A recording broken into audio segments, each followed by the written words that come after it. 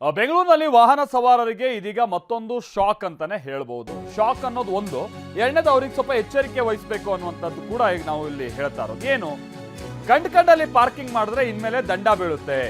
ಮನೆ ಮುಂದೆ ಪಾರ್ಕ್ ಮಾಡಿದ್ರು ಕೂಡ ಮಾಲೀಕರುಗಳಿಗೆ ಶುಲ್ಕ ಭರಿಸಬೇಕಾದಂಥದ್ದು ಅನಿವಾರ್ಯತೆ ಇದೆ. ಅಂದ್ರೆ ಮನೆ ಮಾಲೀಕರುಗಳೇ ಶುಲ್ಕ ಪಾವತಿಸುವಂತ ಜವಾಬ್ದಾರಿಯನ್ನ ಅವರು ಹೊತ್ಕೊಳ್ಬೇಕಾಗುತ್ತೆ. ಬಾಡಿಗೆದಾರರು ಮನೆ ಮುಂದೆ ಗಾಡಿ ನಿಲ್ಸ್ಕೊಂಡ್ರು ಮಾಲೀಕರು ಪಾರ್ಕಿಂಗ್ ವ್ಯವಸ್ಥೆಯನ್ನ ಮಾಡಿರಬೇಕು, ಇಲ್ಲ ಅಂತ ಅಂದ್ರೆ ಪಾರ್ಕಿಂಗ್ ಶುಲ್ಕ ಪಾವತಿಸಬೇಕು. ಸೈಕಲ್ ಹೊರತುಪಡಿಸಿ ಎಲ್ಲ ವಾಹನಗಳಿಗೂ ಇನ್ಮೇಲೆ ಶುಲ್ಕ ವಿಧಿಸಲಾಗುತ್ತೆ. ವೆರಿ ಇಂಟ್ರೆಸ್ಟಿಂಗ್ಲಿ ಆಟೋ ನಿಲ್ದಾಣಗಳಲ್ಲಷ್ಟೇ ಇನ್ಮೇಲೆ ಫ್ರೀ ಪಾರ್ಕಿಂಗ್ ಅವಕಾಶ ಅಂತ.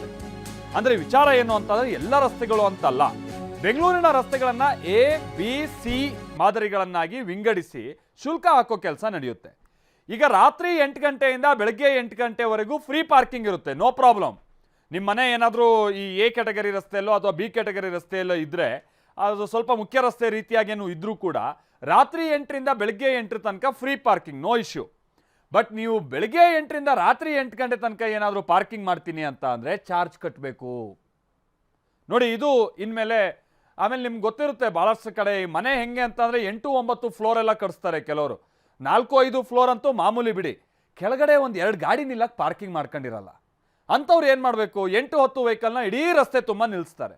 ಅದರಿಂದ ಟ್ರಾಫಿಕ್ ಜಾಮ್. ಆ ಕಾರಣಕ್ಕಾಗಿಯೇ ಈಗ ಹೊಸ ವ್ಯವಸ್ಥೆಯನ್ನು ಅಳವಡಿಸೋದಕ್ಕೆ ಸಿದ್ಧತೆ ಆಗ್ತಾ ಇದೆ. ಸ್ವಲ್ಪ ಗೊಂದಲ ಇದೆ, ಇದು ಹೇಗೆ ಯಾವ ರೀತಿ ಇಂಪ್ಲಿಮೆಂಟ್ ಆಗುತ್ತೆ ಅಂತ. ಶಿವರಾಜ್ ಕುಮಾರ್ ನಮ್ಗೆ ಇದಕ್ಕೆ ಸಂಬಂಧಪಟ್ಟಂಗೆ ಡೀಟೇಲ್ಸನ್ನು ಕೊಡ್ತಾರೆ.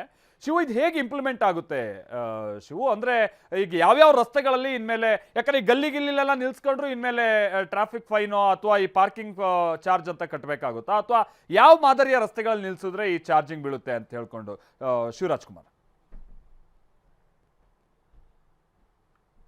ಒಂದು ರೀತಿ ತಿದ್ದಬೇಕು, ಯಾಕಂದ್ರೆ ನಾರ್ಮಲ್ ಆಗಿ ಬರೀ ಮಾತುಗಳೆಲ್ಲ ಹೇಳಿದ್ರೆ ಅವರು ಬದಲಾಗಲ್ಲ ಅನ್ನೋ ಕಾರಣಕ್ಕೆ ದಂಡದ ಪ್ರಯೋಗ ಕೂಡ ಮಾಡ್ತಾ ಇದೆ.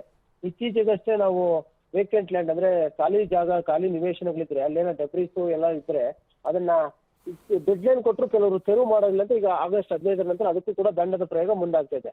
ಅದೇ ರೀತಿಯಾಗಿ ಈ ಒಂದು ಮನೆ ಮುಂದ್ಗಡೆ ನಾವು ಪಾರ್ಕಿಂಗು ಸುಮಾರಷ್ಟು ಜನ ಪ್ಲಾನ್ ಫಂಕ್ಷನ್ ನಲ್ಲಿ ಬೇಸ್ಮೆಂಟ್ ಪಾರ್ಕಿಂಗ್ ಅಂತ ತಗೊಂಡು ಆದ್ರೂ ಕೂಡ ಮನೆಗಳಲ್ಲಿ ಅದೇ ರೀತಿ ಕೊಟ್ಟಿರ್ತಾರೆ.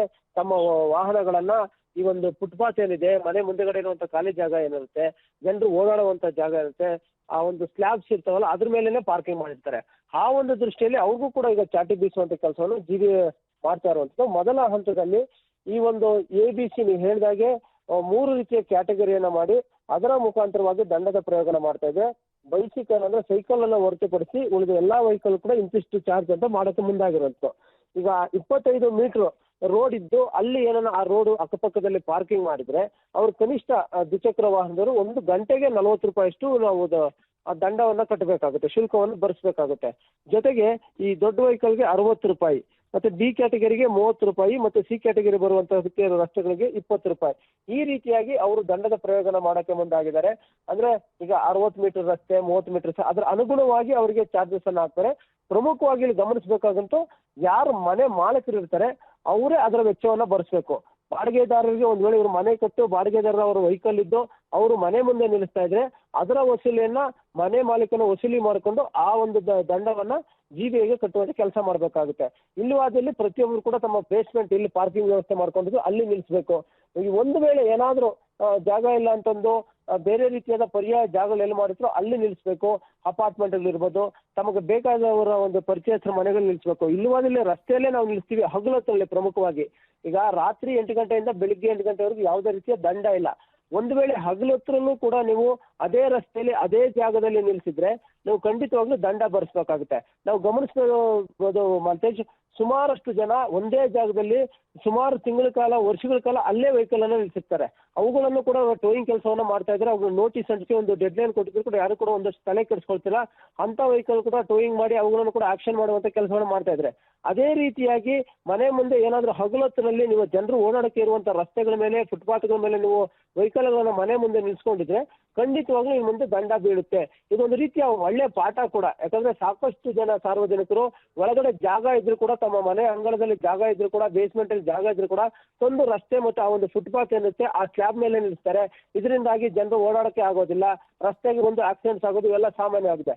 ಆ ಒಂದು ಕಾರಣಕ್ಕಾಗಿ ಈ ರೀತಿಯ ಒಂದು ಚಾಟಿ ಏಟು ಬೀಸಕ್ಕೆ ಈಗ ಜಿಬಿಎ ಮುಂದಾಗಿರುವಂತದ್ದು Maltesh. Okay. Thank you Shivu.